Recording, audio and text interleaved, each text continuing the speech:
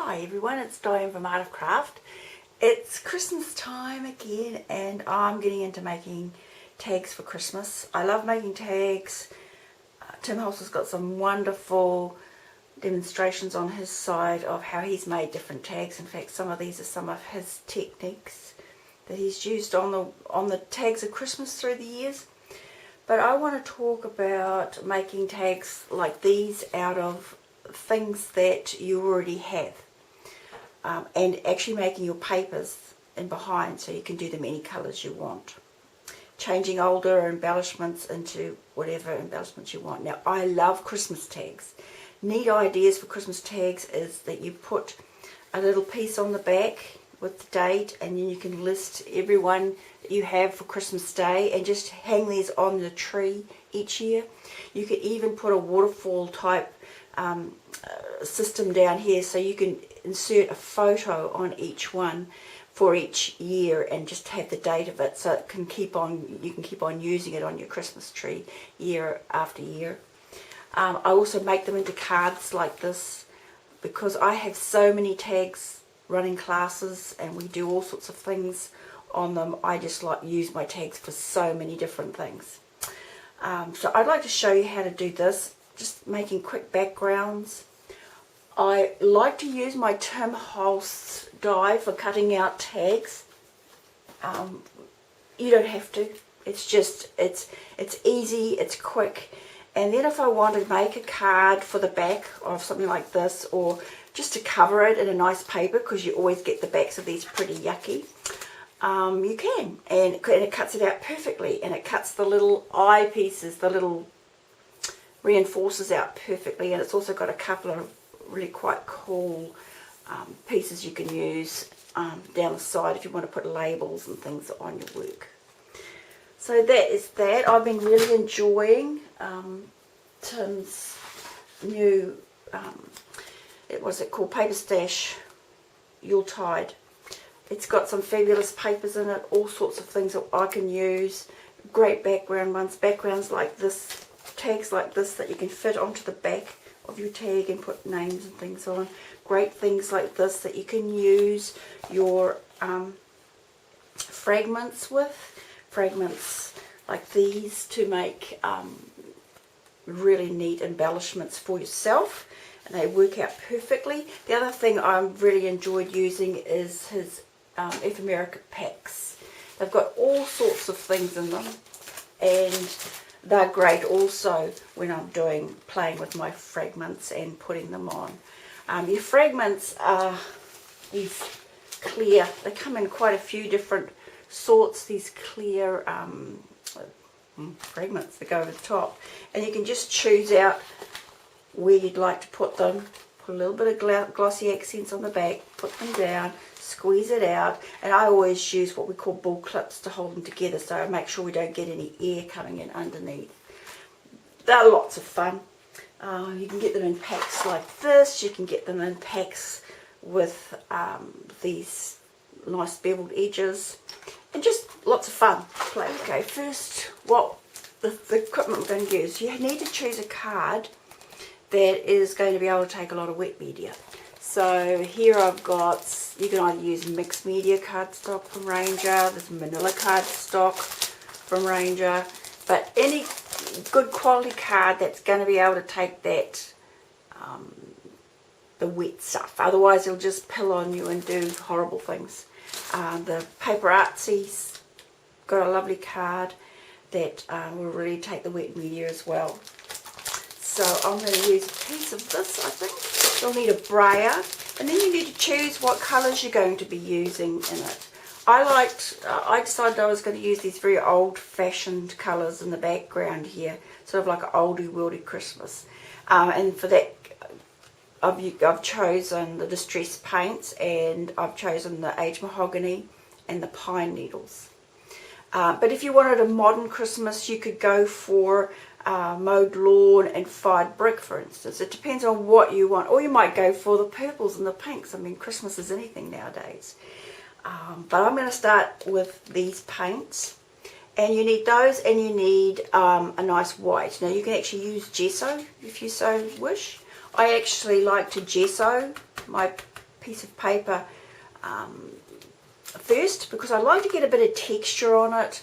I want it all lumpy and bumpy. I don't want it flat. But if you happen to want it flat, just smooth it over and leave it at that. But I want lots of texture on here, so I'll probably put a lot of gesso on here, and I'll put a couple of these together, so I've got 2 pages, pull them apart so I get lots of movement in my gesso behind.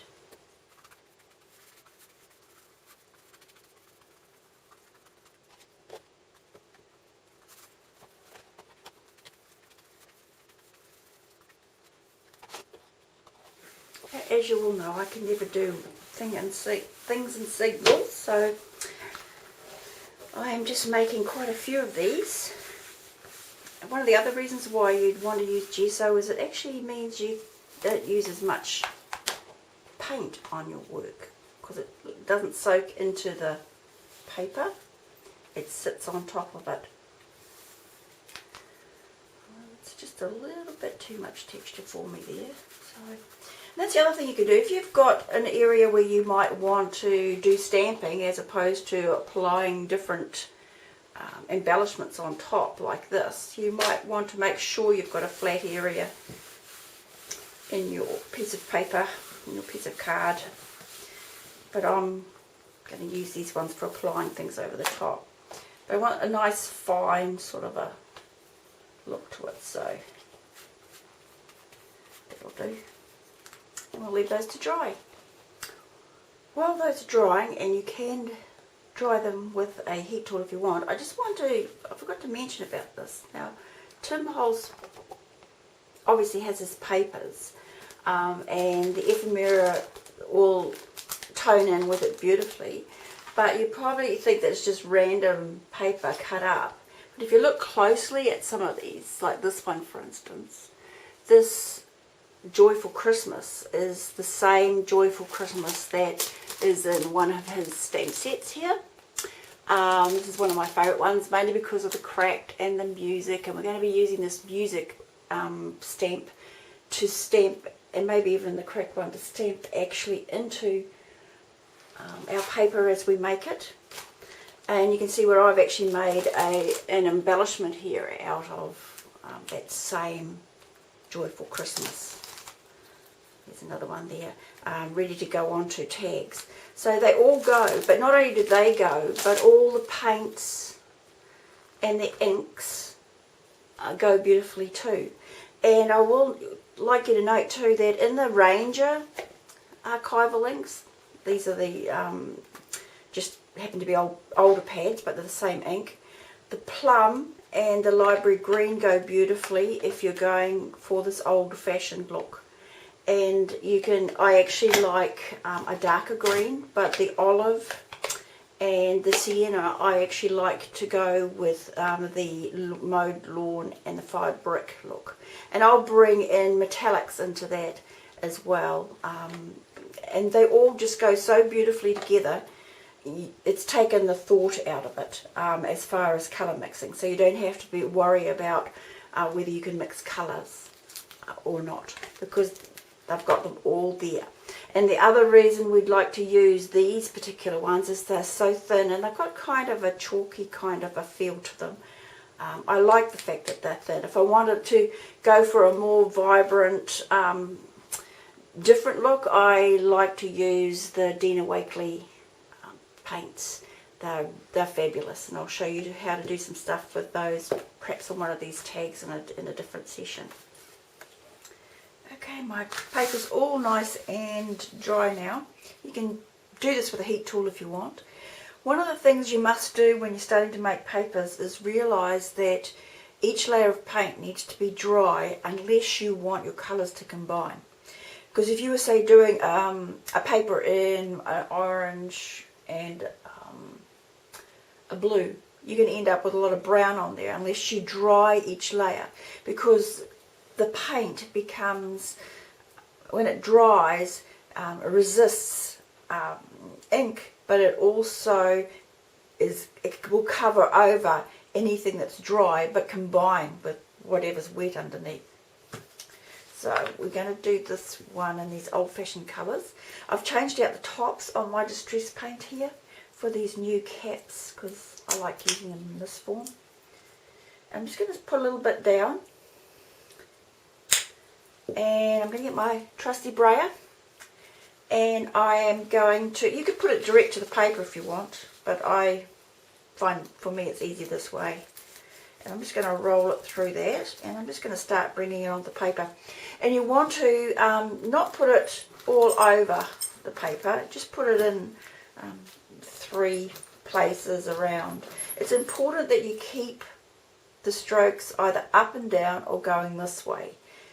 You don't want to go across it because you get all sorts of weird lines, and it doesn't look good to me.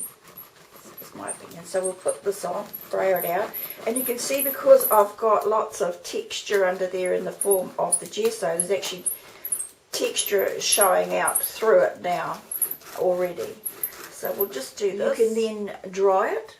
You have to be careful with your paint because the Tim Holtz paint dries very quickly. It's thin and light, and it's got this kind of neat appearance, chalky appearance to me.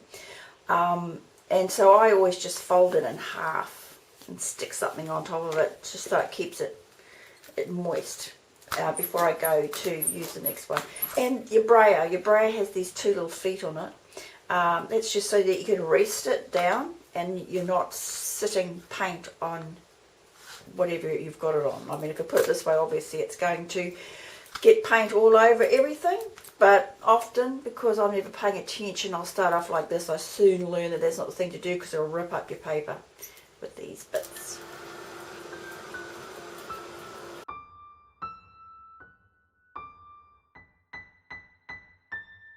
There's many ways you can start. Like if you wanted to stop at this stage here, you could actually bring in some of the distress inks, and because the paint will resist, you could bring them over the top and create a whole look. It's not what we're going to do with this one, but I'll give you an example where you can bring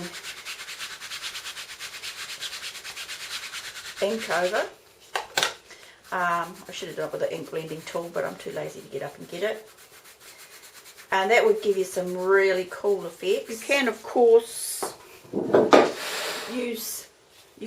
use sprays if you wanted to go over top of this. They will also resist the paint, and you'll just get them going through to the background. But you can do this way. If you did it this way, you have to be careful actually, because you've got the gesso under there, you can actually wipe most of it away and just play with it like that. If you didn't have gesso under there, you would find that it would be harder to wipe away because the distress ink would have started to go down into your work. And you can't wipe it off your card so readily. How can I show you that? Here's your card. If you put colour onto that, it'll move and everything, but it's not going to move away very. You're still going to have a lot of that colour in. It's not going to come off because it's soaking down into the card. But if you've got gesso, you can actually wipe most of it away. This has stayed wet because I've had stuff on the top of it. So now I'm going to just keep on drifting this over the paper. Remember, it's all about the layers. People stop, and I think if you just keep going and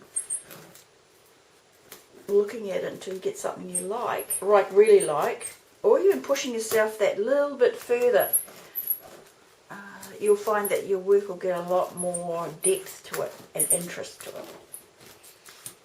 Okay. I often get my little cut up piece of non-stick craft mat to put things on, but I also use it, like on this you can see where I've done another paper, and I just scoot it over the top. Well, it doesn't matter what colour it is, because you can get some interesting papers out of that too, or card out of that too. So I'm just going to wipe it off onto there, and we're going to go back to the green. One of the things that the last coat we're going to put over here is actually going to be white. Some people like to use gesso, but if you haven't got your paint underneath really dry, it'll just pastel up, and I don't want that, so I'm going to use a white paint and make sure this is really dry and give a really white reflect on it.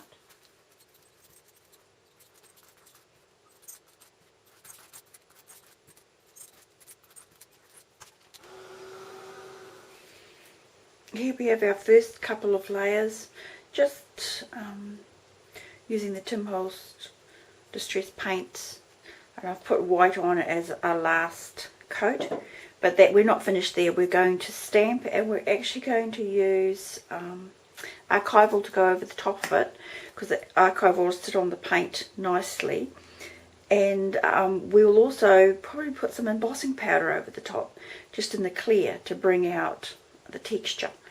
There's lots of stamps you can use. I like to, on my Christmas ones, use music stamps. This set here is great because it's got these really cool cracks in it. This is the Joyful Song set, and it's got nice music, and it's got that lovely embellishment in it, or the stamp in it that makes really cool embellishments, and just some Christmas images in there. I like to use that, but I also like to use like your honeycomb type looks that comes out of your different sets, or some of the texture stamps like these ones, which just put dots and in the background. So there's lots of things we can use. If you wanted the white to be a lot whiter, I'd suggest you go for a pure white paint, a thicker paint, like perhaps Dina Wakley's paints. But I kind of like this look because we could actually stamp white on there, we can emboss white on there if we want. But so this is our first layer. Here we have our piece of card with our paint on it. Now we're going to do some stamping on it. I'm going to use this text stamp here from Letters to Santa. It's another Tim Holtz set. And we're just going to put some, using archival ink, we're going to go over the top, put some stamping on, but I'm going to set it in place with clear embossing powder because I kind of like that look. I want it to stand out more. So we've just got to check which way up this has got to go. And I'm just going to start randomly putting text on it using the archival ink and the plum. So we'll put some text here and there. It won't show out greatly yet. It's just building layers.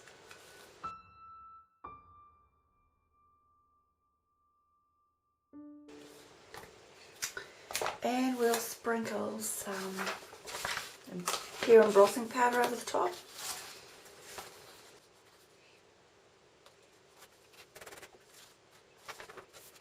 Okay, let's try some music on there.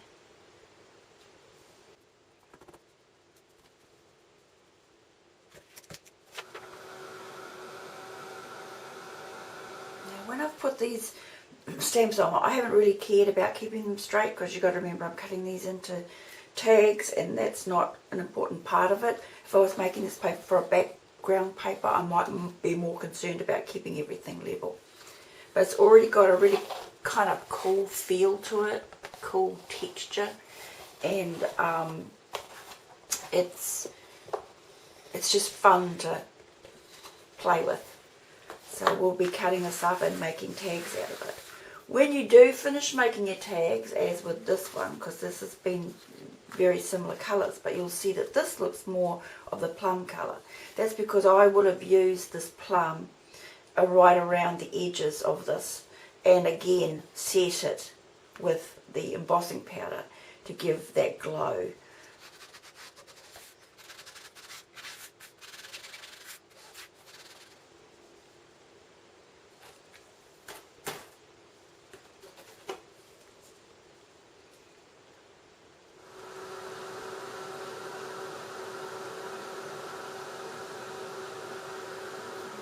So it's given it that plummy look.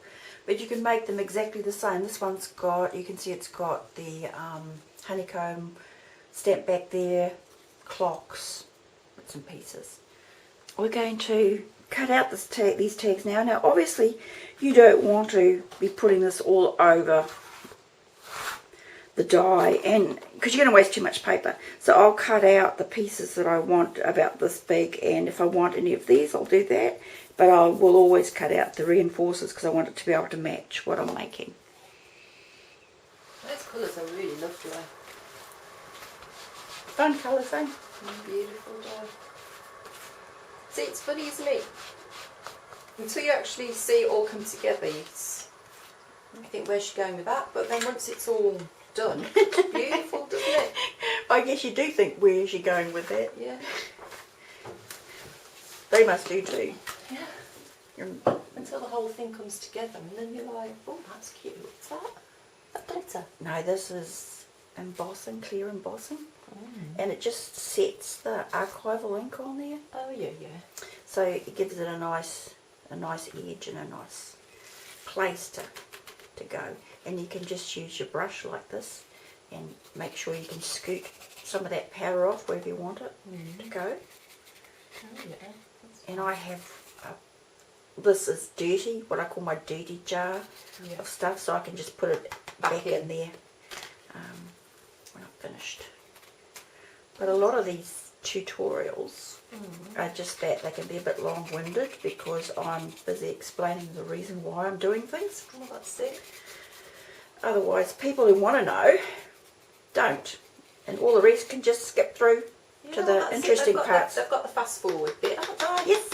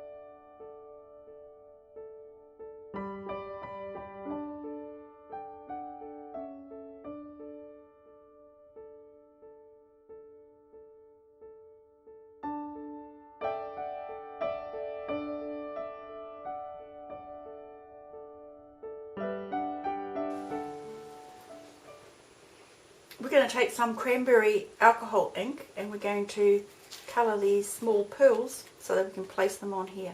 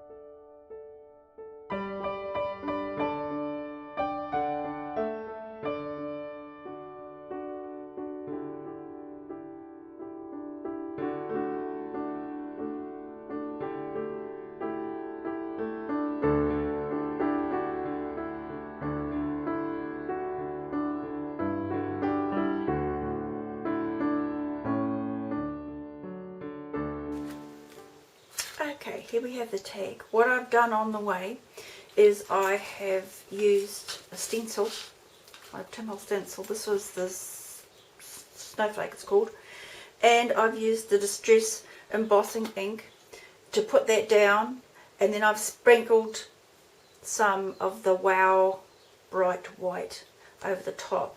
And it's not been to be, I haven't wanted this to be precise, it's just to make a little background for me to put on these snowflakes.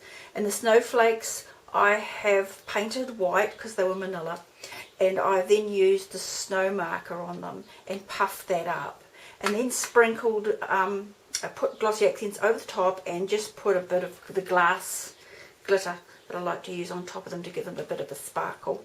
And bring it all together. Then popped the stars on top. This has all just been put together with a little bit of glossy accent. His stars are great. There's lots in the packet. You can see them here, all different sizes. So these big ones, little ones. And I've just popped a star on there. I've used a piece of the ephemera pack, and two pieces actually. One that I've put the Santa face on, and then a piece to go underneath. And where the little berries are, I have alcohol inked those pearls and popped them on top to make it all come together. All the way through, I have been using the Plum archival ink to edge and bring continuity to it, so we've all got the same colour. And this is what you do even if you've got a piece that's quite foreign or looks different, because it's just a piece out of another embellishment lot that you've got. You just use those same colours to bring it in, to make it go with whatever you've made. You don't have to go out there and get that perfect matching coloured embellishment. Just make them. Now we need to finish this off by putting a back on it, and I've cut one of those. The beauty of using that die is that it cuts it out perfectly. I'm going to put it on there, and I'm going to use a piece of this paper, this piece here, from his Yuletide, from Tim Holtz's Yuletide pad, to put my little place here to, so this can go on a tree, and it'll just have who was with us on Christmas Day, or I might set a photo in there, just so I can keep one for each year. It's so much fun. And I'll put some other embellishments around. The dies cut the little reinforcer so it's going there, but so it can go on there. I will also edge all this, again using the Plum. I will then spray it. I'll spray it a little like I have these pieces where I've used a Perfect Pearl spray on it. And it's the Perfect Pearl spray, the ones that are great to use are the Biscotti, and the one that's just called Perfect Pearl. It's the name of the colour. And it'll give you this nice reflect on there, make it really going nicely. I mean, we could put that up there, we could put more snowflakes on there, we could do what we like and have a bit of fun. I'll show you photos at the end. Now this piece of paper that we made, made 3, you could have, if you'd spaced it properly, you could have got more, but I wanted 3 out of it. The reinforcers and some of the little label pieces. I think I cut 3 of those as well. Can't find them right now, but they're there. And I wanted to be able to cut a couple of these snowflakes and do them like that as well. So that one little piece of paper goes a long way. And I'll have nice photos at the end, hopefully, and I'll be making more papers in my next one. This one is very different for different tags, and it's a fun one using sprays. So hopefully you'll join me for that. Here's till next time.